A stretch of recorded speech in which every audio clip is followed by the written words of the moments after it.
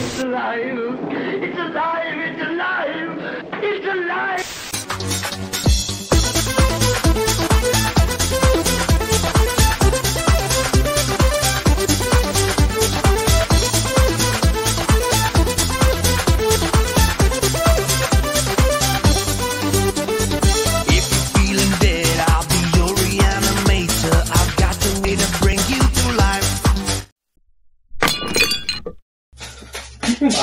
Qu'est-ce que j'ai fait? Où c'est la misère? C'est la misère, c'est la misère.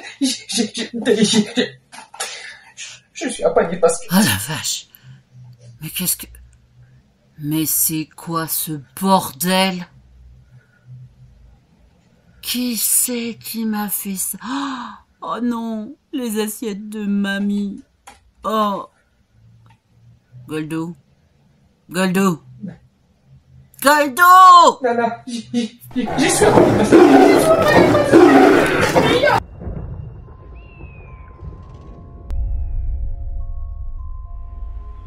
One of our staff took unexpected sick leave 2 nights.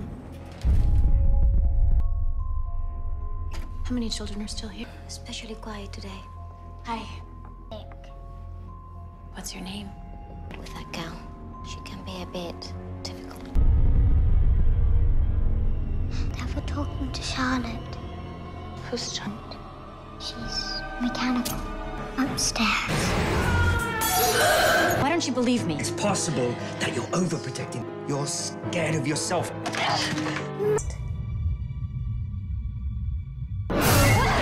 Dots. Fracture. This one was taken 3 minutes. Explain that. Brittle bone disease.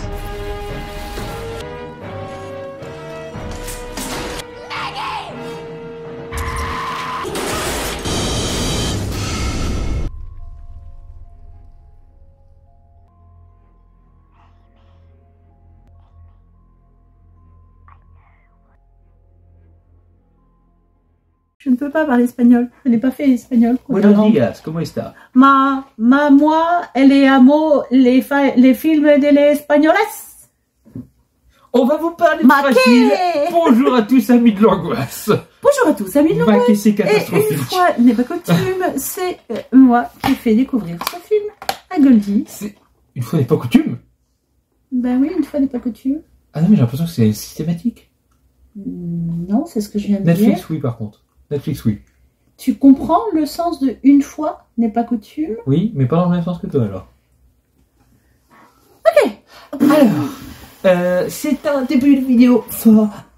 T'as des têtes merveilleuses. Alors, Fragile, de 2005. Moi aussi, je suis un petit peu fragile. D'un grand réalisateur que j'admire beaucoup. Alors, de 2005, oui, pardon. De Romé Balaguerro. Alors, je ne suis désolée, je n'ai pas fait espagnol. Je ne sais pas comment ça se prononce. Et moi, je l'ai fait, mais je le ferai pas mieux. Là. Et j'espère... Balaguerro. Je suis désolée. Voilà. Balaguerro, oui. Balaguerro, peut-être. Ah, c'est vrai que les O, en plus, ça fait des I. Alors, il y a un accent sur le O, et en plus, je crois que le B, ça se prononce pas comme ça. Non, mais je suis même pas sûr qu'il y ait un accent. Je crois que c'est bon, si on vous dit qu'il a fait Rec en 2007. Déjà. Il a fait Malveillance, un film que j'adore, au-delà du tout, en 2011. Et Vénus, en 2022. Que je n'ai pas vu et qui est sorti en streaming, je crois. Nos acteurs, on a la très connue, si vous avez vu, Ali McBeal. Non. Calista Flockhart. Oui, mais ça c'est un peu plutôt ma génération. Qui a fait Ali McBeal, donc entre 1997 et 2002. Qui a arrêté la série quand j'avais 7 ans. Qu'un enfant. Oui. Voilà. Avec de la mort, là, tout un truc dégueulasse. Qui a fait Supergirl. Qui a fait Supergirl de 2015 à 2021. Je rêve ou t'as essayé de changer de... Et qui a fait Bird Cage en 1996. Et là, on t'en dire que tu étais quasi inexistant. Oui, mais Bird Cage, c'est tout de même la parodie de la Cage aux folles avec Robin Williams. Oui. Et quelle parodie. Oui. Richard Roxburgh. Voilà. Qui, pareil, une tête qu'on peut reconnaître.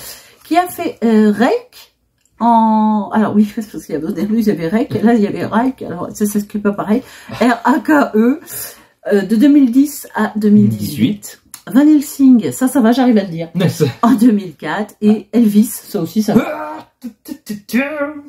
En 2022. Love, love. Merde, on va plus l'arrêter. Oh Donc, oui. ta gueule. McFarlane. McFarlane, merci. Qui a fait... Ah, le Cube. Non, une série qui Oui. s'appelle Le Cube. Mais alors ça, c'est un B? Oui. Oui, c'est pour ça que je suis contente d'avoir dit le Cube. Non, parce que sinon Ne j'aurais dit réfléchisse- non. Cube. Voilà. Là, j'ai pas dit Cube, j'ai dit oh le Cube. Mm. Mais parce qu'il faut voir le B. Enfin, je vous jure, on le voit pas en plus le B. Donc Oui, je veux dire, enfin, je comprends déjà. de 2009 à 2021, disons, c'est une sacrée série. Oui, mais je la connaissais pas. La Barbe du Roi. Ah oui. La Oh, Barbe du Roi en 2002. nous sommes les joyeux reflets du roi et du grand fleuve. Tiens, j'adorais quand j'étais jeune. Et Undead en 2010, pardon. Nous avons du poil au menton, nous avons les cheveux longs. Voilà. Donc, un petit peu de sérieux parce que j'aime beaucoup ce film, dont je voudrais qu'on le défende bien mieux que ça. Par le réalisateur de La secte sans nom et par le producteur de The Machinist. De bons films. Oui, mon fond s'en fout un peu. Ah. Je me prépare à faire le... Oui, je vois ça, c'est pour ça que ça m'a impressionné. Là, tu vois, d'un coup, je t'avais arrivé, tout ça. Sur son nouveau lieu de travail, un hôpital délabré, une infirmière essaye désespérément de protéger les jeunes patients de mystérieuses attaques nocturnes. Le lieu serait-il hanté? D'après les enfants, il y a une responsable à tous leurs maux. Et cette responsable, ils l'ont baptisée la fille mécanique. La fille mécanique. Alors, encore une fois, c'est dingue. Je suis jamais d'accord avec leur putain de synopsis, là. C'est fou. Alors, l'hôpital, il est peut-être délabré, mais en fait, c'est surtout un hôpital qui va fermer dans quelques jours. C'est pour ça qu'il est là. Il n'y a plus grand monde. Il n'y a plus que ce service d'enfants malades, bien sûr. C'est un service de pédiatrie que l'on décide de n'évacuer qu'en dernière minute. Parce que ça manque de place, on suppose, ailleurs, etc. Donc, Calista, donc, j'ai plus son prénom dans le film. Calista,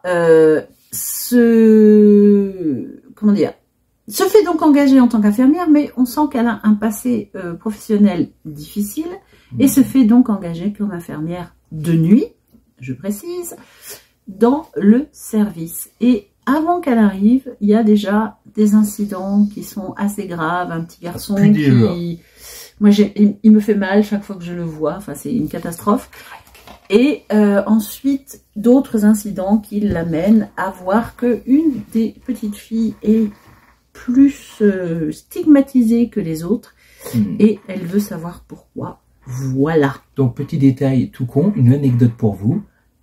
Libellule a mal en voyant ce garçon qui craque, bah oui. Alors qu'elle a passé 2 heures hier soir à être content d'avoir un gamin en feu en train de courir et de cramer. C'est un jeu. C'est pas pareil. Je ne relèverai pas ce détail. C'est du dessin, c'est un jeu. Et puis le but, c'est de lui cramer la gueule. Alors, vous voyez, tout va bien. Voilà. Et là, on vient de se faire sortir de YouTube. Super, merci, je te remercie. Alors, le scénario.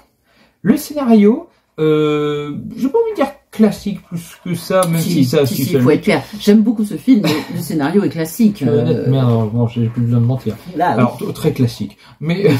non, mais c'est vrai. Le film se passe bien, le contexte de l'hôpital désaffecté, voilà, j'entends le terme, vidé, ouais. est très intéressant. L'idée... Malheureusement... par les temps qui courent, on imagine tous que pourraient devenir nos hôpitaux régionaux ou départementaux s'ils fermaient. Malheureusement, pas ça. On en a vu fermer, on en verra d'autres, enfin bref, voilà. Ne parlons pas de choses qui fâchent.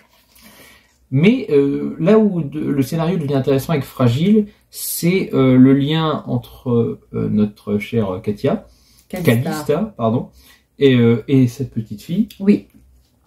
De toute façon, le scénario repose là-dessus, dans le sens où c'est d'un scénario classique, on nous met malgré tout des relations bien ficelées et des personnages qui sont relativement écrits, malgré effectivement le fait que c'est un petit peu déjà vu dans ça, je vous l'accorde. Et un truc qui est chouette, c'est qu'il y a la créature, l'esprit, tout ce que vous voulez que ça soit, a une réelle histoire, un réel fond, une réelle Qui forme. est écrite. Ouais, Qui est c'est-à-dire écrite. qu'on vous lance. C'est pas toujours le cas. Ouais, on vous lance Ouais. pas le truc de oh là là, elle est méchante, on sait pas trop pourquoi, parce que bon, voilà, elle Parce est que là, et puis c'est tout. Ça arrive plus souvent qu'on le croit. Ouais, donc j'aime beaucoup cette histoire, tout simplement, peut-être parce que il y a une recherche aussi dans l'effet fantôme, pourquoi le fantôme et comment le fantôme. Voilà, on vous en dit pas plus parce Voilà. qu'après Ça, c'est défloré, mais difficile de voilà. c'est un film qui s'explique l'inexplicable par lui-même. Oui, et malgré tout, voilà, qui franchement qui se laisse regarder très très facilement. De toute façon, je suis fan. Je crois que c'est définitif. Oui, je suis c'est fan définitif, oui. du cinéma qui est plus ou moins allié à l'espagnol. Sur grand écran, l'hispanique et d'après Netflix, la Corée. Oui, j'aime bien aussi les séries coréennes, c'est bon, on a le droit. Tu vas te mettre au K-pop. Au K-pop. Au Pardon. K-pop. K-pop. Absolument pas. Mais j'aime beaucoup certaines Donc, séries coréennes. visuellement, très belle, enfin, il y a pas de franchement, souci. de jour, de franchement, nuit, oui, ouais, encore une fois. ce final est superbe. C'est- Il part à volo. Franchement, moi je le trouve très beau. Et j'aime bien ce final qui n'en est pas un et qui est jusqu'au boutiste. C'est un film assez froid d'ailleurs pour un film espagnol, visuellement. Oui. Alors très bizarrement, on est plutôt dans des lumières bleues, ce qui est très, ce qui est moins courant pour voilà, des films ce qui est très hispaniques. chelou pour mais c'est peut-être le côté justement Du contraste. désinfecté, tu vois, enfin, fantôme, du etc. côté Et du maladif, coup, voilà, on est parti dans quelque chose de très bleu, très froid. Les acteurs. Pour moi, ils sont bons. J'ai un petit souci avec une des infirmières où je me dis que vraiment, qu'est-ce qu'elle joue mal, mais qui a donc des interactions avec celles qui nous intéressent, c'est tout. Voilà. Sinon, j'aime bien. J'ai beaucoup d'affection pour l'homme à tout faire. Oui aussi. Voilà. Donc ce sont des personnages qui sont parfois secondaires, mais qui sont bons aussi. Voilà. C'est pas violent, hein, si on doit faire des critiques quand même. Oui, il est chiant. J'ai rien dit. Donc voilà, il y en a qu'une qui me tape sur les nerfs, moi. Mais as-tu les effets spéciaux? Alors pour ma part, as-tu les effets spéciaux? J'ai les effets spéciaux et franchement, je les ai bien aimés. Hein, ils sont bons, moi je trouve. Franchement efficace, il n'y a pas besoin d'en faire des tonnes non plus. Non. C'est beaucoup de physique, hein, de toute façon. Beaucoup de physique, c'est ce donc, que j'allais dire. Comme souvent, les effets physiques sont bons. Donc, voilà, ils ont fait quand même un film de fantôme et d'esprit où le CGI n'est pas tant que ça. Oui, c'est marrant parce que c'est un. Ce qui est plutôt bien. C'est un fantôme. C'est un fantôme matérialisé très souvent en fait.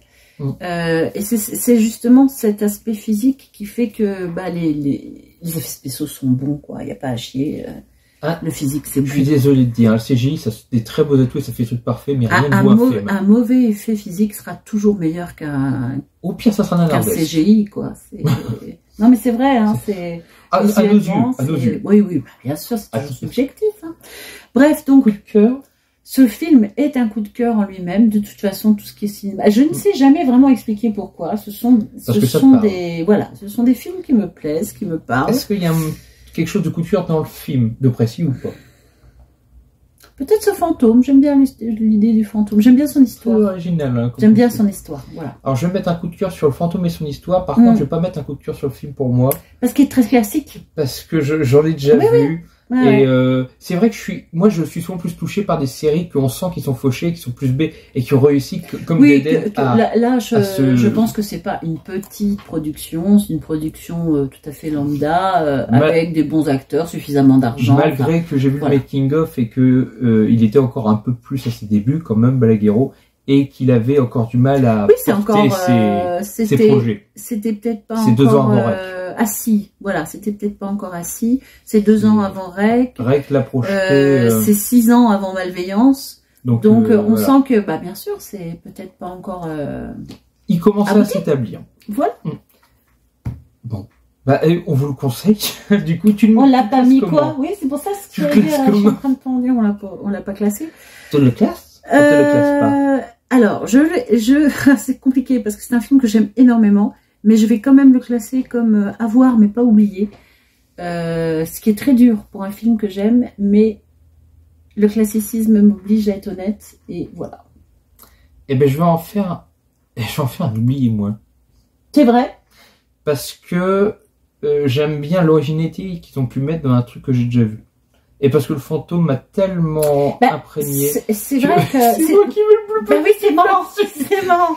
Non, c'est parce que moi j'essaie d'être honnête et je me dis, effectivement, ce scénario est très bien monté. Le fantôme est quand même bien écrit. Je vais quand même me mettre à voir, mais oublier, en fait, tout simplement, parce que si je suis objectif, mais pas oublier, parce que si je suis objectif, si je retire le fantôme, c'est très fragile. C'est très classique. Pas fragile, je m'entends bien sur le terme, c'est très classique. Donc, je vais mettre comme toi. D'accord. Pardon. Bon, bah, au moins, vous saurez à quoi vous en tenir. Faut faire des sous-catégories encore. Encore d'autres. On n'en parle pas. Donc, si vous l'avez déjà vu, votre avis nous intéresse donnez-nous comme notre toujours. avis, évidemment. Donnez-nous notre avis. Donnez-nous notre avis. Votre J'ai compris d'autres, oui. Donnez-nous notre propre avis. Tu me saoules. Vous avez le droit de dire que Goldie vous saoule dans les commentaires. Et si vous voulez, je rechante encore. Non, alors dites pas à Goldie de chanter dans les commentaires, s'il vous plaît. C'est très très... Quoi de plus pour être heureux, que faut-il de mieux? Allez, tchuss. Allez, tchuss. Crever tous. Quand on a envie d'être quelqu'un à la cour du souverain, tout comme le roi, oui, tel est notre choix. Désolé.